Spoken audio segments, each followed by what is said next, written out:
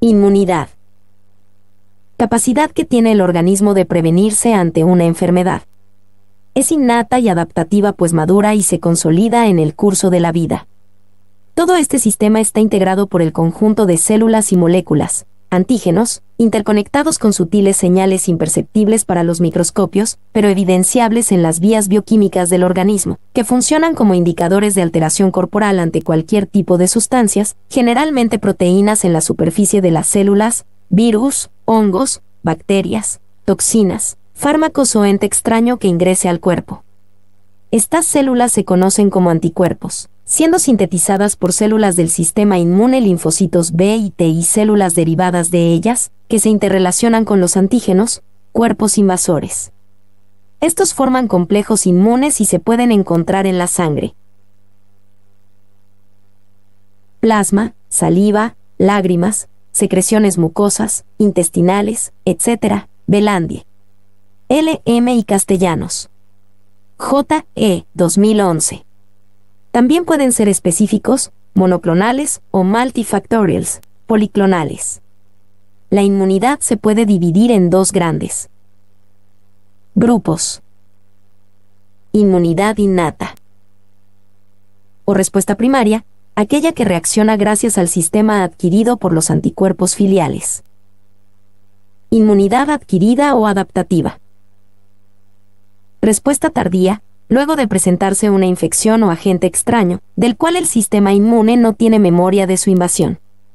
Cuando sucede una infección en el sistema inmune, las células antígenas, en este caso linfocitos T, detectan las células enfermas, desarrollan las proteínas de defensa, con ayuda de interleucinas, comunicadoras celulares, destruyen las células perjudicadas, fagocitan estas células, generalmente macrófagos, y guardan dicha información. La barrera hematoencefálica BH. La barrera hematoencefálica es uno de los grandes sistemas defensivos del ser humano. En esencia, es un conjunto de tejidos que actúan como filtro entre el sistema sanguíneo y el sistema nervioso central. Mientras dejan pasar el oxígeno y los tejidos, impide el paso de sustancias tóxicas que podrían dañar a nuestras neuronas.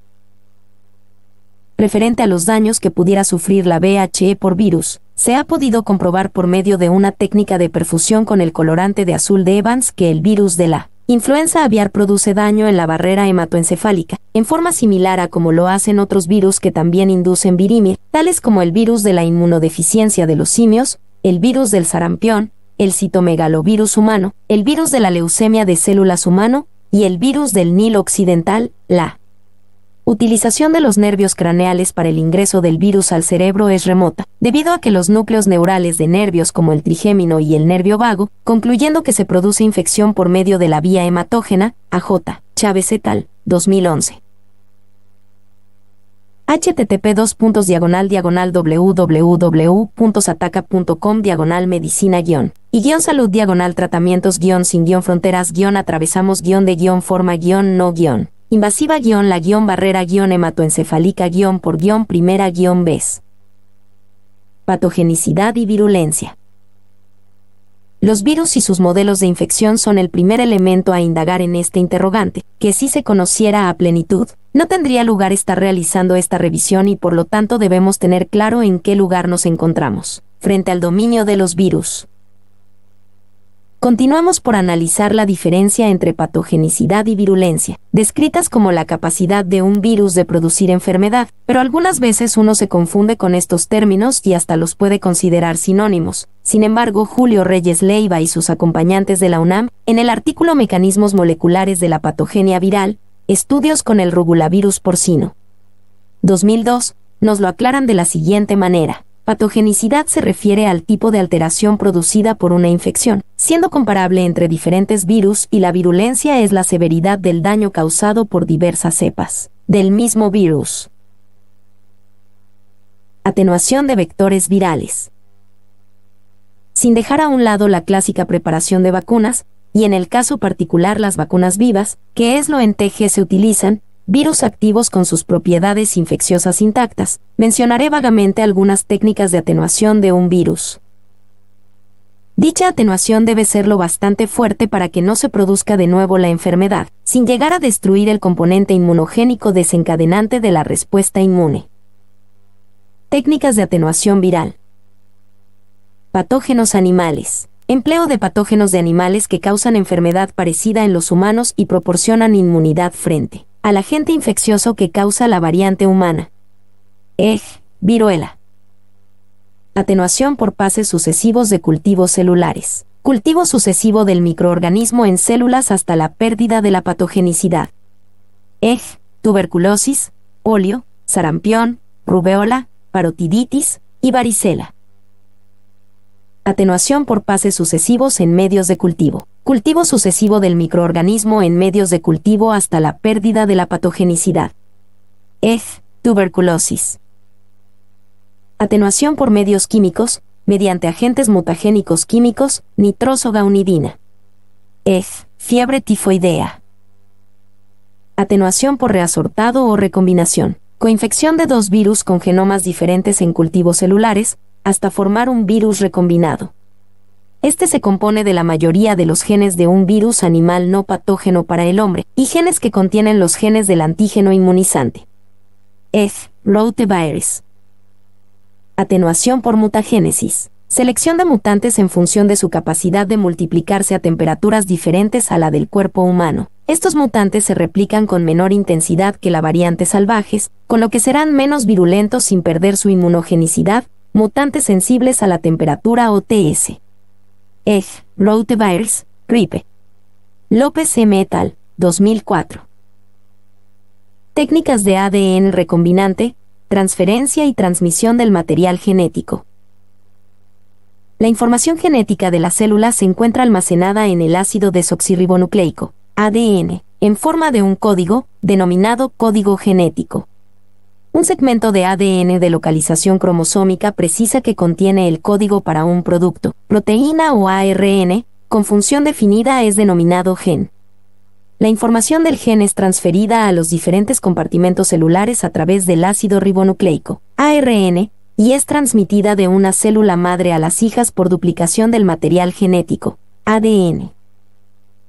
El proyecto Genoma Humano estableció las pautas para el conocimiento de la secuencia completa del ADN humano, ubicando entre 30 y 40.000 genes en cerca de 3.200 millones de nucleótidos. Bustos Jaimes y et al., 2008. Implantación viral. Resumiendo a grosso modo, como se genera una implantación viral de forma natural, en un organismo esta puede ser considerada así. Se requiere una regulación celular específica, que permita la expresión génica a lo largo de los procesos de desarrollo o en diferentes tejidos. Esto depende de dos etapas consecutivas. 1. El desplegamiento o apertura de la cromatina. 2. La formación de un complejo de iniciación, factores transcripcionales generales y específicos, en general interacción de secuencias de ADN viral, elementos cis, con proteínas activadoras alternas, elementos trans, M. Esperanza Cerdán Villanueva, 1993. Aunque el hecho de adecuar proteínas con diferente isomería para el cambio de un factor transcripcional en un complejo viral y con ello modificar la capacidad virulenta, como se entiende en el modo natural, no resulta ser factible al momento de su aplicación in vitro, o sea, no está exento el virus de revestirse. Y esto se puede entender por el hecho de comprender que las interacciones genómicas, celulares o cromosomales y en general de todo sistema, no son particulares sino asociativas. Características generales de los genes. La estructura del gen se compone de varias zonas. El gen per se es la secuencia de ADN que codifica la proteína, exón, y se ve interrumpida por secuencias no codificantes, intrón, que no contienen información sobre la proteína y sirven de espaciadores. Además, antes del gen existe una secuencia, específica para cada gen, que se llama región promotora o promotor. Esta secuencia regula la expresión del gen que le precede. Es decir, controla que la fabricación de la proteína que codifica ese gen se haga en la célula que la necesite y en el momento que la necesite. De ahí, que la identificación estructural de un gen no sea siempre evidente y se deban buscar motivos específicos de la secuencia para delimitar el inicio de la transcripción y las fronteras entre exones e intrones. la identificación funcional de un gen tampoco es fácil. Muchas veces se ha identificado la secuencia, o estructura, de un gen, pero se desconoce la función o el papel fisiológico que juega la proteína que de él se fabrica. Esto es común a muchas secuencias que se han identificado fruto del proyecto Genoma Humano, y cuyas funciones biológicas se desconocen. Existen varias maneras de averiguar la función fisiológica de un gen, y a menudo son necesarios varios enfoques. Se puede desactivar ese gen específico del genoma de un organismo vivo, por ejemplo un ratón, generando un ratón knockout, y después evaluar los síntomas que el animal knockout padece. No obstante, la mayoría de las funciones de genes involucrados en enfermedades genéticas hereditarias se han descubierto al comparar fragmentos del genoma de individuos afectados por la enfermedad y de individuos sanos, y su función se ha inferido por el defecto fisiológico que los enfermos padecen. Isamat M. 2013. Terapia génica. Definida como la transferencia o introducción de material genético para modificar el repertorio genético de células, destinada a curar enfermedades de origen tanto hereditario como adquirido. Las enfermedades posibles de tratar con esta estrategia terapéutica incluyen desde las monogénicas hereditarias hasta las poligénicas e infecciosas. Dada esta diversidad, cada enfermedad requiere un abordaje particular. Las opciones en la manipulación genética son variadas e incluyen la adición o supresión de genes. La adición de genes, insertar un gen funcional que exprese la proteína terapéutica en el tejido indicado, incluye la corrección de genes defectuosos, insertar genes para inducir funciones nuevas o incrementar la expresión de un gen de interés. Por otro lado, la supresión génica se realiza a través de ARN de interferencia, oligonucleótidos antisentido o bien ribosimas, enzima del ácido ribonucleico, para disminuir o anular la expresión de genes. Según el procedimiento que se aplique a las células para introducir el gen, la TG se divide en ex vivo e in vivo. En la terapia ex vivo, las células a transfectar son cultivadas para posteriormente introducirles el material genético. Una vez que estas células expresan el gen terapéutico, son introducidas nuevamente al paciente. Por otro lado, la terapia in vivo consiste en la introducción directa del gen terapéutico al torrente sanguíneo o en la administración directa en el órgano o tejido diana. Cuando la TG se aplica en células germinales, se origina un cambio permanente de todo el organismo y en generaciones posteriores. Bustos Jaimes y et al. 2008.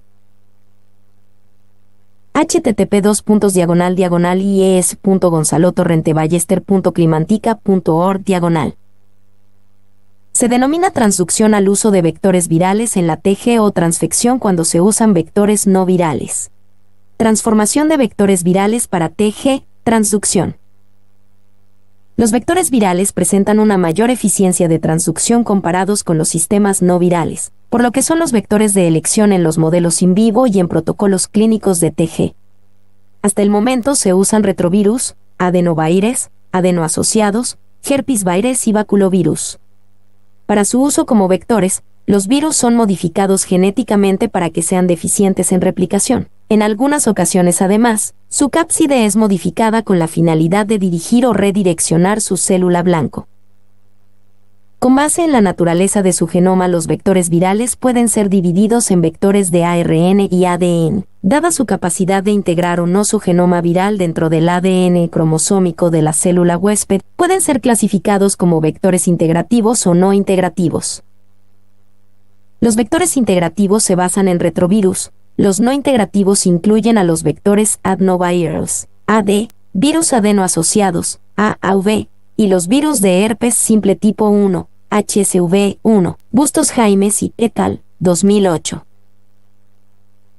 Las características de un vector viral ideal para poder adaptarlo luego a situaciones concretas serían las siguientes: que sea reproducible, que sea estable, que permita la inserción de material genético sin restricción de tamaño, que permita la transducción tanto de células en división como en reposo, quiescentes, que posibilite la integración específica del gen, que reconozca y actúe sobre células específicas, que la expresión del gen pueda ser regulada, que carezca de elementos que induzcan una respuesta inmune, que pueda ser caracterizado completamente, que sea inocuo y minimice sus posibles efectos secundarios. Que sea fácil de producir y almacenar a coste razonable. Fernández, PN 2008. Los vectores virales se obtienen por eliminación de uno o más genes indispensables para la replicación del virus, y su sustitución por el gen terapéutico. De esta forma, el nuevo virus es defectivo, lo que significa que mantiene la capacidad de infectar las células pero es incapaz de multiplicarse en ellas. Es decir, un virus puede ser transformado estructuralmente mediante diversas técnicas, dando lugar a un vector recombinante relativamente seguro, siempre y cuando se sustituya los genes responsables de su replicación y virulencia por los genes terapéuticos, manteniendo su capacidad infectiva intacta. C. L. Ronchera-Oms, J. M. González. 2012. El sistema inmunitario en vertebrados superiores, cuyos efectores específicos son proteínas, sirve de barrera defensiva frente a virus y otros agentes exógenos, y el reciente sistema descubierto en 2002 denominado ARN de interferencia, cuyos efectores específicos son pequeños ARN, de 20 a 25 nucleótidos, activan o inactivan proteínas. Flores R. et al. 2007, pueden ofrecer una barrera para la efectividad al ingreso del nuevo agente corrector viral, pues sería detectado como cuerpo extraño. Para evitar este inconveniente, la modificación y barra diagonal o sustitución de secuencias genéticas deben también acoplarse en el vector viral compatibilidades con el sistema inmune del paciente. Diseño de vectores virales empleados en TG. Para modificar un virus y transformarlo en un vector de transferencia génica, el primer paso es bloquear su capacidad de propagación eliminando los genes responsables de su replicación.